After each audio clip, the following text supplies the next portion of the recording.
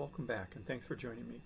Today we'll look at the last part of calorimetry for this class, where we'll learn if you take two different objects, maybe a hot object and place it in a cold object, what will be the final temperature of those two objects. So we've looked at the heating curve before, but let me just very quickly review. Anytime you're on a slope where you're within a phase, here if this is water, we're in the solid state because we're below zero, you're going to use the MCAT equation for that. Warming the ice, heat is equal to mass times specific heat times change in temperature. And you'd be given the constant for the specific heat of ice. When you are making a phase change, here we're going from B to C, and that would indicate we're melting the ice going from a solid to a liquid. We're going to use heat of fusion, mass times heat of fusion, and the heat of fusion for water is given. Next, we will heat the water up going from C to D, and that's a slope, so that's an MCAT. And the heat of the specific heat for water is 4.184 joules per gram degree Celsius. Next, we will go from D to E. Of course, there we are making a phase change, changing from water that's 100 degrees Celsius to steam that is 100 degrees Celsius. And so we're boiling that water away. And the formula for that is mass times heat of vaporization. And lastly, if you were to trap the heat, the steam, you could superheat it and go from E to F. And that would be superheating that steam. Because you're on a slope, that'll be an MCAT, and of course, you'd be given the constant. So we've seen all that before. All right. Now, this one sort of summarizes that same slide. It reminds you that every time you're on a slope, there's an MCAT, and the first plateau is heat of fusion, and the second one is heat of vaporization. So you would be provided constants, specific heats, for any problems that you need to do. So those aren't anything you need to memorize. So let's make sure we understand what heat of fusion is. It says here the energy must be absorbed in order to convert a mole of a solid to liquid at its melting point. That's what we mean by heat of fusion. And it's also the amount of energy that must be removed in order to convert 1 mole of liquid to solid at its freezing point. So it's the same amount, but we're going to add a plus if it's being absorbed, the heat, and a minus if it's being removed. Heat of vaporization, if you recall, is how much energy it takes to change 1 mole of a liquid to a gas at its boiling point. And when you remove that amount of energy for 1 mole of gas to a liquid, that's its condensation point. But it's the same amount of energy. Again, when it's absorbing energy, it's a plus for energy. When it's removed, it's a minus. So let's look at this problem. This one's worded a little bit different maybe than some of the ones you've seen before. It says the molar heat of fusion of water is 6.009 kilojoules per mole.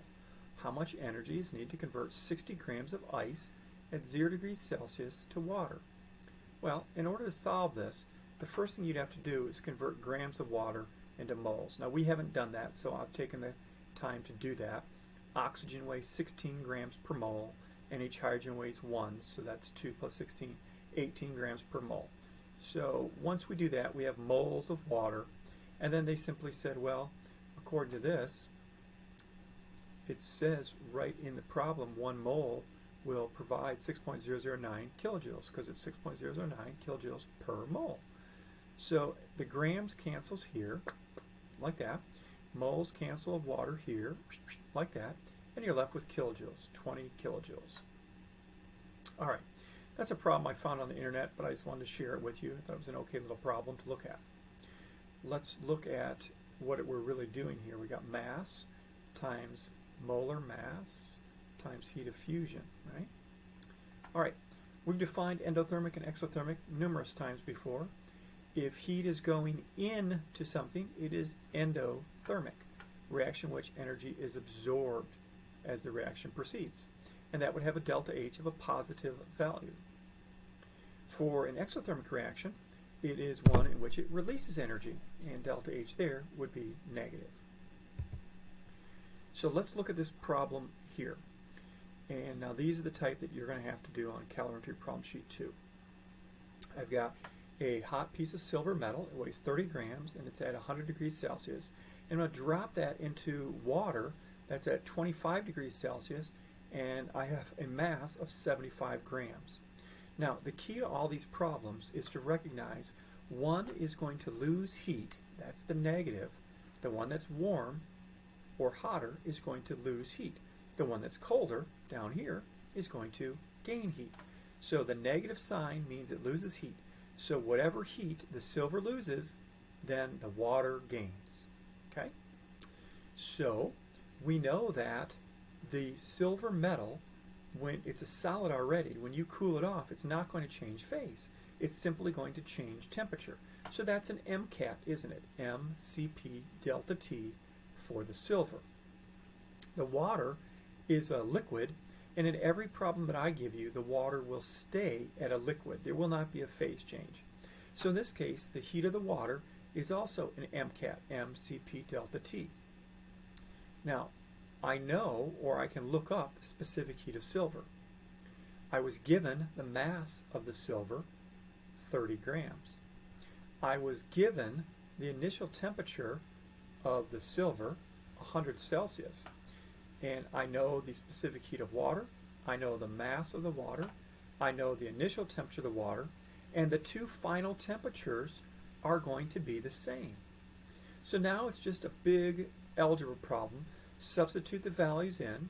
So the specific heat of silver, and I got that from the earlier slide, 0.235 joules per gram degree Celsius, times the mass of the silver, 30 grams, times the change in temperature, final, don't know x, minus 100. All of that gets a negative sign put in front of it. That is equal to the specific heat of water times the mass of water, final temperature of the water is unknown, minus initial 25. Now, if you've taken the time to write all of this out so far, by all means, drop the units when you solve it. We know that the final temperature is going to be in degrees Celsius, so we can drop the units. I'm going to do the math a little quick here. You might need to slow it down and practice it. Okay? So I took 0.235 times 30, and I got 7.05. Then I multiplied that, distributed times x minus 100, and I got 7.05x minus 705. Then I distribute the negative in front, so I got 705 minus 7.05x equal, on this side, 4.184 times 75 is my 313.8, and then I distributed that times the x minus 25. I then combined like terms. I did this by adding 7,845 to both sides and adding 7.05x to both sides. Finally, divide both sides by 320.8, and x comes out to 26.6 degrees Celsius, your answer. There are no shortcut ways to do these problems. You're simply going to say one loses heat, one gains heat, set them equal to each other, and solve. Now, if I give you the final temperature, I could have left off the mass of one of these, and you could have solved for the mass of one of the two materials if I didn't tell you that. So lots of ways we can solve these problems. Okay? All right. Let's see what we got coming up next. All right. So the next one I want to look at is just kind of more of a reminder to tell you about the difference between, in science, when I'm using the term calorie, I'm using a lowercase c. In food, when you eat 2,000 calories, those are written with capital C's. So if you eat 2,000 calories, you'd actually have to multiply that by another 1,000 to figure out how many calories we're talking about in science. Okay?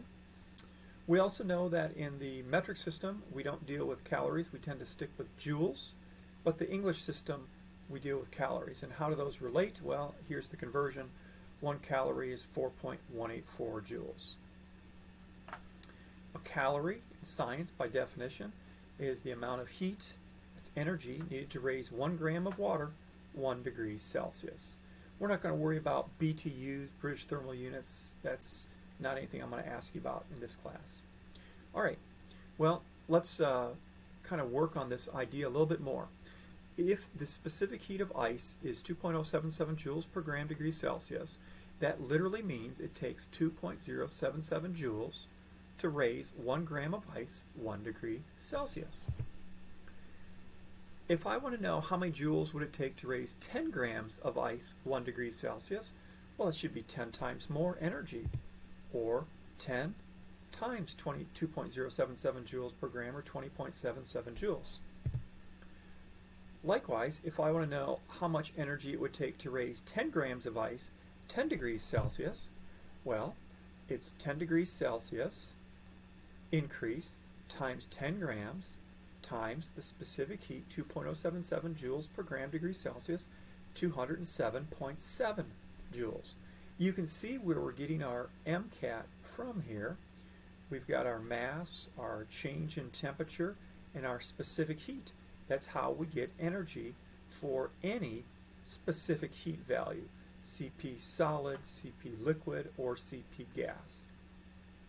So every time if you're trying to find the heat, we're going to need to know the mass, the change in temperature, and the specific heat. That was our MCAT, MCP delta T. All right. Now, let's try this little problem here. Let's assume that we're given the initial temperature is negative 30 and the final temperature is negative 20. So we're going from negative 30 to negative 20 up here.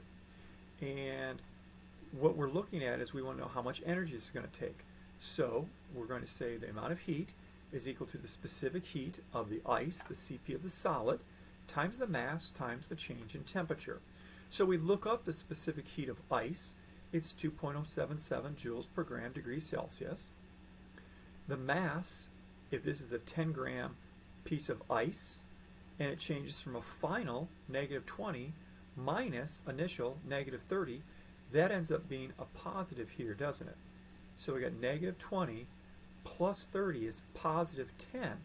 Times 10 is 100 times 2.077. So it ends up, you have to add positive 207.7 joules. Now that should make sense. If you're going from negative 30 to negative 20, you're heating that up. All right.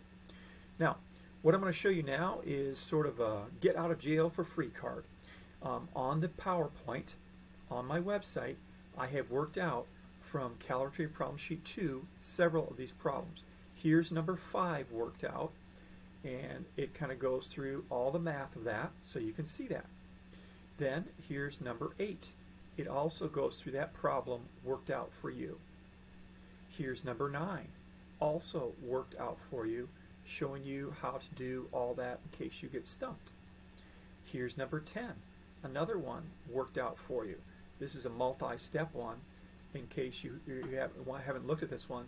You have ice at minus 11 dropped in water, so the ice has to go from negative 11 to 0, then it has to melt, and then it has to warm.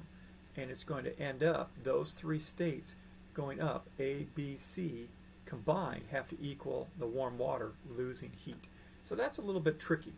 But once you see that one all worked out, it makes perfect sense. Okay? So I work it out for you step by step there. I told you some of these problems are going to be pretty big, pretty ugly, but you can do it. I have faith in you. And then there's number 11 worked out as well. And that's kind of the similar type problem with multi-steps, but you can see it all worked out there for you. So don't get overwhelmed by these. Take your time and kind of plug away at them. All right? They're very satisfying when you get the right answer. All right, I think that was the last one that I give you, number 11. Let me just check to see if that's true. Oh, I'll give you number 12 as well. I'll give you number 13 as well. And that's the last one, number 13. So I'll stop there. Have a good day. Good luck on this. Take care of yourself. Bye-bye.